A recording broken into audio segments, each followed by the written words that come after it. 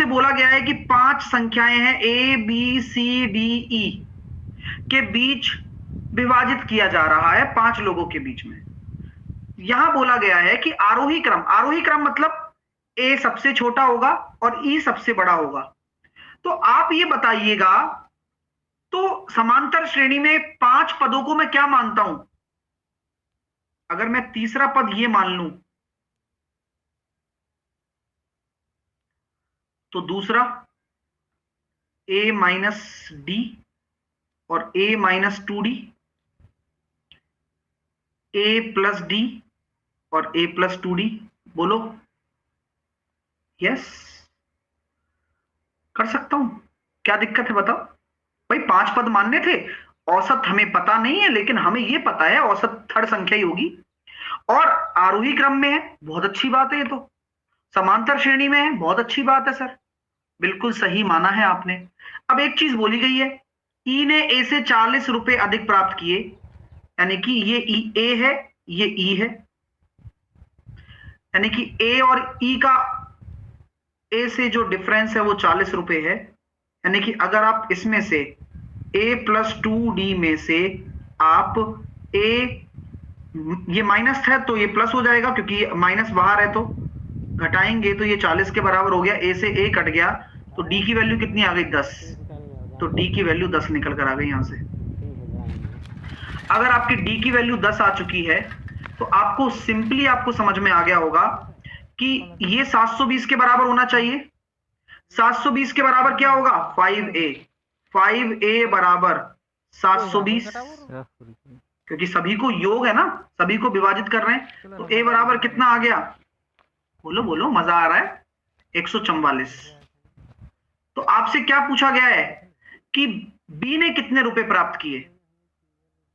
a minus D, a तो b होगा, तो 144 में से 10 घटा दीजिए, 134। देखो 60 छात्र हैं, 12 केवल बीजगणित पसंद करते हैं, 13 केवल ज्यामिति पसंद करते हैं, 10 केवल त्रिकोणमिति पसंद करते हैं और 5 बीजगणित, हाँ 5 बीजगणित और त्रिकोणमिति दोनों पसंद करते हैं। तो यहां से मुझे एक समझ में आ गया कि यार एक का जोड़ा पता लग गया मेरे को, एक जोड़ा पता लग गया।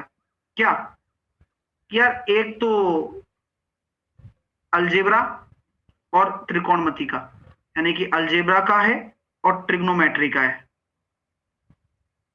ठीक है, ये जोड़ा पता लग रहा है ना, दोनों ये आ गया ना कि एवं दोनों पसंद करते हैं। ठीक है, 8 केवल भौतिकी और 5 भौतिकी और ज्यामिति दोनों पसंद करते हैं, शेष बीजगणित एवं भौतिकी दोनों पसंद करते हैं। यानी कि बीजगणित का, अलजेब्रा का फिजिक्स के साथ भी रिलेशन है। पता लग रहा है ना डियर? मैं अपनी मर्जी से कुछ भी नहीं कर रहा हूं, आपको हर एक चीज बताते हुए कर रहा हूं कि अलजेब्रा का फिजिक्स के साथ भी रिलेशन है। कोई दिक्कत? ये अलजेब्रा है, कोई दिक्कत है क्या? यहां तक कोई दिक्कत तो नहीं है ना, आराम से सीखिए आप। ये अलजेब्रा है, ये आपके सामने ट्रिग्नोमेट्री है और ये फिजिक्स है। अब हम आगे बातें करते हैं, अब चलिए चुपचाप करते हैं। मैं ये कहना चाहता हूं 12 केवल अलजेब्रा, ओनली अलजेब्रा, तो क्या मैं यहां डाल दूं इसको? 12 केवल अलजेब्रा, यानी कि यहां पर आ सकते हैं। अभी रुको ना, अभी मजा आएगा। चलिए, यहां तक कोई दिक्कत नहीं सर। अगर मैं आगे बात करता हूं 13 केवल ज्योमेट्री, अब ज्योमेट्री तो कहीं है ही नहीं, लेकिन मुझे पता लग रहा है कि फिजिक्स और ज्योमेट्री का रिलेशन तो है, यानी कि फिजिक्स को ज्योमेट्री के साथ मुझे अटैच करना पड़ेगा। क्लियर हो रहा है डियर? देखो अपने आप चीजें क्लियर हो रही हैं। देखो लो, मैंने कर दिया, फिजिक्स को ज्योमेट्री के साथ मैंने क्लियर कर दिया, जोड़ दिया। आराम से समझा रहा हूं, इसलिए कोई दिक्कत तो नहीं आ रही है। अब एक एक करके करते जाओ। 13 केवल ज्योमेट्री, 13 केवल ज्योमेट्री, 10 केवल ट्रिग्नोमेट्री, 10 केवल ट्रिग्नोमेट्री, 5 अलजेब्रा और ट्रिग्नोमेट्री, तो 5 अलजेब्रा और ट्रिग्नोमेट्री, 8 केवल फिजिक्स, 8 केवल फिजिक्स, 5 भौतिकी और ज्यामिति। यहां तक। अब सबसे पहले आप एक काम कर लें, सभी को जोड़ें आप। सभी को जोड़ने पर तो 12 और 5 17 और 10 27, 27 और 3 30 और 10 40, 40 और 10 50 और 3 53, यहां तो 60 है टोटल। तो आपके सामने जो 7 है वह कहां जाएगा, आप ये बताइए आप मुझे। जो ये 7 है वह कहां जाएगा, कहीं नहीं, 7 को आप साइड में रख लें। लेकिन अभी अभी हम सोच सकते हैं कि कहां जाएगा। यहां बोला गया है कि शेष बीजगणित और भौतिकी दोनों विषय पसंद करते हैं। बीजगणित और भौतिकी मतलब ओके, यहां पर 7 आ जाएगा। आपको कोई दिक्कत है क्या इस डायग्राम को बनाने में, आपको कोई समस्या आई? मैंने हर एक चीज का उपयोग किया है, जो जरूरत थी वो लिख दिया है। अब कोई टेंशन नहीं। अब क्वेश्चन पढ़ते हैं। वैसे छात्रों की संख्या जो भौतिकी पसंद करते हैं लेकिन ज्योमेट्री नहीं, कितना होगा? फिजिक्स पसंद करते हैं लेकिन ज्योमेट्री नहीं करते, यानी कि केवल और केवल 15 आंसर आएगा। क्योंकि ये वाले आप ले सकते हो, 7 ले सकते हो, 8 ले सकते हो, लेकिन ये 5 नहीं लेना है आपको, तो 15 आएगा। क्लियर हो गया माय डियर? ठीक है, चलिए अगला इसी का ही क्वेश्चन है, आराम से बनाएं। कितने छात्र एक से अधिक विषय पसंद करते हैं? एक से अधिक यानी कि दो वस्तुओं, जितने भी दो विषय हो रही है ना उनका जोड़ दो, तो एक से अधिक मतलब 7 और 5 12 और 5 17। Very good. आपको माध्य निकालना है, आपको बहुलक निकालना है। तो सबसे पहले आप ये देख लें कि बहुलक क्या होता है। वह डेटा, यानी कि प्रश्न में दिया गया वह डेटा जो अधिकतम बार आए, अधिकतम बार रिपीट हो। यानी कि आप देख सकते हैं 9 एक कितनी बार आ रहा है? 1 2 3 4 5 बार। 9 1 2 3 4 बार। तो आपको अधिकतम बार एक ही देखने को मिल रहा है। फिर 2 को भी आप देख सकते हो, 1 2 3, तो एक ही आपका होगा। यानी कि बहुलक तो ये 9 तो हो नहीं सकता, ये भी नहीं हो सकता। अब आपको उत्तर देना है इन दोनों में से। अब माध्य की बात करते हैं। तो 9 और 1 10, 10 और 5 15, 15 और 4 19 और 1 20 और 2 22, 22 और 18 40, 40 और 2 42 और 1 43, 43 और 10 53, 53 और 3 56। तो 56 आपका सम आया। और कितनी थी? 1 2 3 4 5 6 7 8 9 10 11 12 13 14। 14 का भाग दे दो, यानी कि आपका कितना निकल कर आएगा? 4। तो 4 आपका माध्य हो गया और 1 आपका बहुलक हो गया। ऑप्शन नंबर सी आपका सही आंसर आएगा। ये हमारा है प्रॉफिट लॉस का। तो जादुई तरीका, मेथड आपके सामने जादुई रखने वाला हूं, आप जरा समझने की कोशिश करिए। पहले एग्जाम हॉल वाला मेथड। आपको पता है कि आप पहले 10% का लाभ कमा रहे थे और आपको लास्ट में कितना लाभ कमाना था? 20%। यानी कि आपने उस 10% के वृद्धि के चक्कर में बहुत ज्यादा झटक्का झेले हैं। यानी कि 10% पर आप बढ़िया बेच रहे थे, लेकिन आपने लास्ट में 20% पर पहुंच गए, तो अल्टीमेटली आपको कितने का लाभ हुआ? 10% का ही तो एक्स्ट्रा लाभ हुआ। अरे भाई 10% का ही तो एक्स्ट्रा लाभ कमाया। और ये कैसे कमाया जरा देखिए। क्रय मूल्य को 5% कम होता, यानी कि आपका प्लस का 5। क्यों? क्योंकि ये भी तो आपका लाभ है कि आप सामान खरीद कर लाते 5% कम में, ये आपका प्रॉफिट है। तो 5% लिख दिया यहां पर।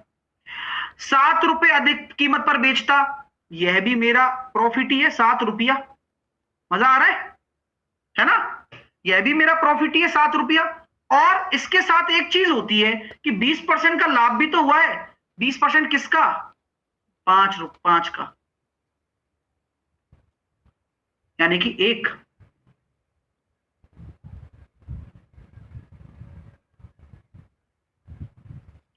मजा आया? तो यहां कितना आ गया? 4% बराबर आपका 7 और 100% बराबर 175। इसे कहते हैं क्लासिक तरीका कि 2 साइकिल 15 मिनट के अंतराल पर घर से 24 किलोमीटर की गति से प्रारंभ होती हैं। घर की ओर विपरीत दिशा में आने वाली महिला 10 मिनट के अंतराल पर साइकिल से मिलने के लिए कितनी अधिक गति से साथ चलना पड़ेगा? ये क्वेश्चन मैंने 1000 बार किया है और ये क्वेश्चन आता ही आता है पेपर में। फील आ रहा होगा, है ना? फील आ रहा होगा। यस। देखिए कैसे करें सर, ये बताओ तो सही आप। तो सबसे पहले हमने एक काम किया था कि यहां 15 मिनट आ रहा है और यहां पर 10 मिनट आ रहा है। तो आप कुछ ना करें, 24 किलोमीटर प्रति घंटा का कितना टाइम डिफरेंस आ रहा है? 5 मिनट। आपको उस महिला की स्पीड निकालनी है बढ़ी हुई, तो आप 10 मिनट के अंतराल में उसको तय कर लें। तो 5 से काटेंगे आप 2 बार और 2 से काटेंगे आप 12 बार। यही आपका राइट आंसर है। 30,500 रुपए का ऋण किसी विशिष्ट वार्षिक ब्याज की दर पर 3 साल के लिए लिया जाता है। 3 साल के बाद इतना रुपए थी धनराशि, तो चक्रवर्ती ब्याज की दर बताइए। आप में से कोई कर सकता है? आप कर सकते हैं डियर, बस आप करने की कोशिश तो करें। मैं आपसे कह चुका हूं कि 30,500 है और कितना हो गया अमाउंट? 60,000। कितने साल में हो गया? 3 साल में। अब आपको इस तरह से काटना है कि आप 3 साल का कुछ ना कुछ तो जुगाड़ निकाल ही दें। मैंने काटा इसको 5 से, तो 5 से काटने पर कुछ आया। ओके 67 हो रहा है, माफ कीजिए 67। तो अब मुझे थोड़ा सा लग रहा है कि हो जाएगा, है ना। अब यहां पर हम कह सकते हैं यार 5 से काट के देखते हैं, कुछ ना कुछ तो आए, रूट क्यूब तो निकालूं, कुछ तो करूं। मैंने देखा यार 5 से काटता हूं, 5 6 की 30, 5 एकम 5 और 5 एकम 5, बचे 1, 5 तिया 15, बचे 2, 5 चौके 20, 134। और कुछ हो सकता है क्या? और कुछ नहीं बन रहा। क्या जुगाड़ लगा सकते हैं सर हम? कोई और तरीका? तो ब्याज दर ज्ञात कीजिए सर। अल्टीमेटली मैं ये देखना चाहता हूं कि 305 का अप्रोक्सीमेशन अगर लेते हैं, तो अगर मैं इसका रूट क्यूब लेता हूं, सुनना मेरी बात, अगर मैं इसका रूट क्यूब ले लेता हूं तो लगभग कितना आ रहा है? हाँ एक बार कोशिश कर सकते हैं, डेफिनेटली बहुत बेहतरीन क्वेश्चन है और कंसेप्ट वही लगेगा। आप बिल्कुल भी कंसेप्ट में ढिलाई ना बरतें। 30,500 का प्रिंसिपल है और 67,000 हो जाता है। मैं आपसे सिंपल ये पूछना चाहता हूं कि अगर ये 1 है तो पूरा ही डिवाइड करके देखो आप, तो कौन दे सकता है पूरा डिवाइड? अगर ये 1 है तो ये कितना जा रहा है लगभग? कोशिश कर सकते हैं यार, है ना। तो अगर पूरा डिवाइड भी ना करो तो मैं देखता हूं 670 में अगर मैं 305 का डिवाइड करता हूं तो ये लगभग चला जाएगा 2.196 के करीब। ठीक है, बहुत लेंदी जा रहा है ना। कोई और तरीका देखते हैं, बेहतर तरीका।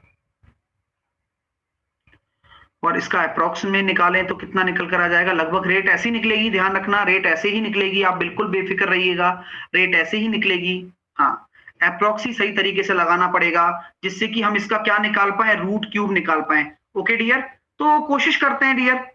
आइए 27 और 64 करीब कर सकते हैं क्या? 27 3 और 64 4, तो 1/3 33 हो जाएगा। लेकिन 33 तो होगी नहीं, है ना, एग्जैक्ट थोड़ी ना है। हाँ एग्जैक्ट नहीं है, देखते हैं 30 के अप्रोक्स आ रही है आई थिंक। चलो कोशिश करते हैं। अगर मैं इसको और काट देता हूं, अभी कितना आया था? 61 और ये कितना निकल कर आया था? 134। यस, और 61 134 डेटा सही है ना। अगर मैं 61 को 134 से डिवाइड कर दूं तो हमारे पास कितना निकल कर आएगा? नहीं मान सकते आप, ऐसे नहीं मान सकते, है ना, ध्यान रखना। तो कोई और अप्रोच, इसका रूट निकालिए, रूट क्यूब निकालिए अभी तुरंत मेरे लिए। रूट क्यूब कितना आ रहा है? मतलब अगर ये 1 है तो ये कितना निकल कर आ रहा है? तो 61 का रूट क्यूब, अच्छा क्वेश्चन है ना, प्लीज इग्नोर ना करिए, डेटा ठीक है। अगर मैं इसका रूट क्यूब निकालता हूं, 61 का रूट क्यूब निकालता हूं तो 3.9 समथिंग आ रहा है ना, और 134 का रूट क्यूब निकालता हूं तो ये 5.1 समथिंग आ रहा है, 5.11। और 5.11 को अगर मैं 3.9 से डिवाइड कर दूं तो मेरी रेट आ रही है 1.30, यानी कि मेरा आ गया 30%। है क्या लगाओगे? एक याद है फॉर्मूला, ये फॉर्मूला लिख लो जिसको नहीं पता। a plus B plus C का होल स्क्वायर बराबर होता है A square plus B square plus C square plus 2 AB BC CA। Sir ये हमें याद होता तो हम इसको पेन चला के करते, क्या नहीं करते। आप क्या करते, इसका स्क्वायर करते 36, इसको करते आप 14, 14 घटाते 36 में से, और 36 में से 14 घटाते तो 22 आता, और 2 का डिवाइड कर देते तो 11 आंसर आ जाता। इसीलिए स्टूडेंट एक एक सेकंड में देते हैं, क्योंकि उन्हें ये फॉर्मूला पता है। आपको अभी सीखना है, कुछ नहीं करना। इस 6 का स्क्वायर 36 हो जाएगा, ए स्क्वायर बी स्क्वायर सी स्क्वायर 14 है, प्लस 2 AB BC CA आपको निकालना है। यहां से आप इसको घटाएंगे तो 22 बराबर 2 इंटू ABBCCA, और आप 2 से काटेंगे तो 11 आपका राइट आंसर होगा, और ये आपके आंसर आ गया। कानपुर की आबादी 4000 है, जिसमें प्रति व्यक्ति प्रतिदिन 9 लीटर पानी की आवश्यकता होती है, यानी कि एक व्यक्ति को 9 लीटर पानी चाहिए ही चाहिए। तो आप मुझे बताइए, कानपुर में 4000 की आबादी है और 9 लीटर पानी चाहिए, तो आपको मैं हमेशा बताता आया हूं कि 36,000 लीटर पानी की आवश्यकता होगी ना, होगी नहीं होगी? बिल्कुल होगी गुरुजी। अब एक चीज बोली गई है कि 15 मीटर, 8 मीटर और 6 मीटर माप की एक घनाकार टंकी है। तो यदि टंकी में पानी भरा है तो टंकी का पानी कितने दिन तक रहेगा, मतलब कितने दिन तक चलेगा काम। अब आप देख सकते हो 15 अट्ठे 120 और 12 तिया 36। तो यहां पर हम ये कह सकते हैं कि भाई आपके सामने जो टंकी है वो कितना हो जाएगा, 12 छिंग 72, 720। तो ये तो 20 आंसर आ गया, क्योंकि आपको ये पता लग रहा है कि ये कितना आ रहा है, टंकी में इतना पानी है, 15 इंटू 8 इंटू 6। अब देखना एक चीज सीखने वाले हो आप, 720 मीटर क्यूब। और एक चीज मैंने आपको थोड़े दिन पहले सिखाई तो थी यार, कि 1 मीटर क्यूब बराबर क्या होता है, 1000 लीटर। तो आपसे पूछा जाए कि भाई ये इतना पानी टंकी में भरा हुआ है और इतने लोग एक दिन में इतना पानी पीते हैं, तो कितना पानी हो जाए, कितने दिन तक काम चल जाएगा। तो आप टंकी के भरे हुए पानी को लीटर में बदल देंगे और 36,000 का भाग दे देंगे। मजा आ गया ना, अच्छा लग रहा है, कुछ नया सीखने को मिल रहा है। 20 दिन तक आपका टंकी का पानी चलेगा। Okay, got it. एक बेईमान दुकानदार है, वो क्या करता है, वो 1 किलोग्राम की जगह इतना ही तोलता है और चावल को क्रय मूल्य पर बेचता है। अब 5 किलोग्राम चावल के विक्रय मूल्य पर उसका लाभ बता दीजिए। अरे भाई कितने पर भी हो, हमें क्या लेना देना है, हमें तो रेशो से मतलब है ना भाई।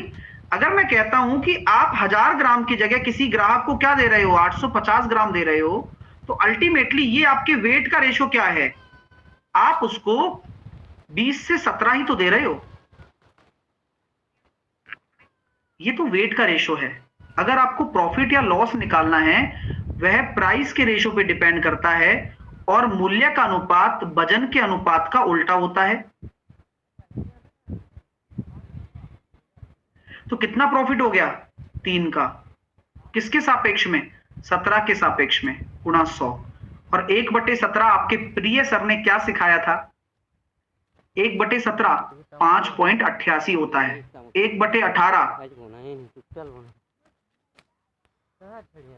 1/18 5.55, 1/19 5.26। वेल डन, बहुत बढ़िया। तो 5.88 इंटू 3 करोगे तो आपका आंसर देखो आपके सामने होगा। 5.88 इंटू 3 करा, 8 तिया 24, कैरी आया 2, 8 तिया 24 और 2 26, और 5 तिया 15 और 2 17.64%। इसलिए कहता हूं कि मैं हर एक चीज जो पढ़ा रहा हूं उसका एक अपना मतलब है। क्यों, कैलकुलेशन फास्ट हो रही है आपकी। 57 मिठाइयों को 10 बच्चों में बांटा है मैंने। अब लड़की को तो दे रहा हूं मैं, हर लड़की को दे रहा हूं 6, और हर लड़के को दे रहा हूं 5, और 5.7, 10 बच्चे हैं टोटल, 10 बच्चे हैं ना, तो 57 मिठाई बांटनी है। तो 5/7, या फिर मैं लिख देता हूं 57, 60 और 50, कितना आ गया, 7 और 3, यानी कि लड़के और लड़कियों का अनुपात है 7 और 3। तो यानी कि यहां पर हम देखते हैं तो लड़के कितने होंगे, लड़कियां कितनी होंगी 7, और लड़के कितने होंगे 3, क्योंकि यही तो बांटे हो आप, संख्या ही तो आई है ये। हर किलोमीटर के बाद वो 4 मिनट रुकता है। आप छोड़ो उस चीज को, आप मुझे बताओ कि 12 किलोमीटर प्रति घंटे वो चल रहा है, 1 घंटे में 12 किलोमीटर, तो 8 किलोमीटर को तय करने में कितना लगेगा? तो सर 60 मिनट की दूरी को 60 मिनट 12 किलोमीटर को लगते हैं, 60 मिनट 12 किलोमीटर को लगते हैं, तो 1 किलोमीटर को तय करने में कितने मिनट लगेंगे? 5 मिनट। तो 8 किलोमीटर को तय करने में कितना समय लगेगा? 40 मिनट। यहां तक बात समझ में आ गई क्या? ये बता दो, यहां तक बात समझ में आ गई? 40 मिनट तो इज्जत से आ गया सीधे सीधे, 40 मिनट तो सीधे सीधे लगेंगे, यानी कि इसमें तो कोई झोल झाल है ही नहीं। अब बाकी का जो समय है वो रुकते हुए लगेगा। अब मेरी बात को सुनना, प्रत्येक किलोमीटर के बाद वो रुकता है 4 मिनट, लेकिन 8 किलोमीटर तय करने में वो 7 बार ही रुकेगा, क्योंकि लास्ट वाला रुकने का कोई मतलब है क्या? 8वें किलोमीटर पर चाहे वो लेट जाए जमीन में, क्या फर्क पड़ता है? अब चाहे वो उठे ही नहीं, क्या फर्क पड़ता है? 8वें किलोमीटर को नहीं लेना आपको। 8वें किलोमीटर पर कितना भी विश्राम करे, कितना भी रुके, हमें उससे क्या भाई, हमें उससे क्या? हमें तो डेस्टिनेशन पर पहुंचना है। तो केवल 7 किलोमीटर में जो रुका है ना, with in the journey 7 stoppage लिए हैं उसने, और हर स्टॉपेज पर 4 मिनट रुका है, यानी कि 28 मिनट और जोड़ दो, यानी कि 68 आपका राइट आंसर होगा, 72 नहीं होगा। 7 सेंटीमीटर, 8 सेंटीमीटर और 9 सेंटीमीटर के आकार के बक्से को बनाने के लिए आवश्यक धातु की चादर का क्षेत्रफल बताइए भाई। यानी कि एक घनाभ है। अब कोई घनाभ होता है यानी कि क्यूबॉइड होता है, तो क्यूबॉइड का कुल पृष्ठीय क्षेत्रफल क्या होगा? टोटल सरफेस एरिया, क्योंकि बक्सा बनेगा। तो अब देखना यूनिट डिजिट कितना सॉलिड बात है। तो 2 इंटू लंबाई इंटू चौड़ाई, चौड़ाई इंटू ऊंचाई और ऊंचाई इंटू लंबाई, बना दीजिए। तो देखिए जरा, 8 7 56 का 6 आएगा इकाई का अंक, वैसे मैं लिख देता हूं, और 9 8 72 का 2 आएगा इकाई का अंक, और 9 7 63 का 3 आएगा इकाई का अंक। तो 6 और 3 9 और 2 11 का 1 आएगा, और उसका 2 से गुणा करेंगे तो 2 आएगा। तो 2 ऑप्शन आ रहे हैं यहां पर, इसलिए हमें इसको पूरा सॉल्व करना अनिवार्य है। हम यहां पर इकाई अंक से नहीं जा सकते, ये पता लग जाता है अपने आप ही। तो देखो 7 8 56, 9 8 72 और 9 7 63 इंटू 2, तो आंसर कितना निकल कर आ रहा है? 6 और 3 3 और 2 5 और 6 11, 1 और 7 और 7 14 और 5 19 इंटू 2 382। अच्छा लगा? मजा आ रहा है? चलिए इस तरह से कर सकते थे आप। तो हाँ, एक बैग में 10 रुपए डिनोमिनेशन के, 5 रुपए डिनोमिनेशन के और 2 रुपए के डिनोमिनेशन के इस अनुपात में नोट हैं। बैग में 5 रुपए के नोट का कुल मान 2 रुपए के नोट के कुल मान से 84 रुपए अधिक है। बस हो गया काम। देखो 5 रुपए के नोट का कुल मान यानी कि 50, और 2 रुपए के नोट का कुल मान यानी कि 4, कितना आएगा अंतर? 50 में से 4 गए तो 50 में से 4 गए तो सॉरी 25 माफ कीजिए, 25 में से 4 गए तो 21, 21 बराबर 84, 21 बराबर 84, 1 बराबर 4। तो 10 रुपए के नोट का कुल मान कितना होगा? तो यहां 40 नोट हो गए और 400 रुपए सही है यार। राकेश और रंजीत अकेले काम को 4 और 6 दिन में करते हैं। ये राकेश है, ये रंजीत है, ये 4 दिन में कर रहा है, ये 6 दिन में कर रहा है। टोटल काम आपका 12 हो गया, यानी कि इसकी एफिशिएंसी हो गई 3 और ये 2।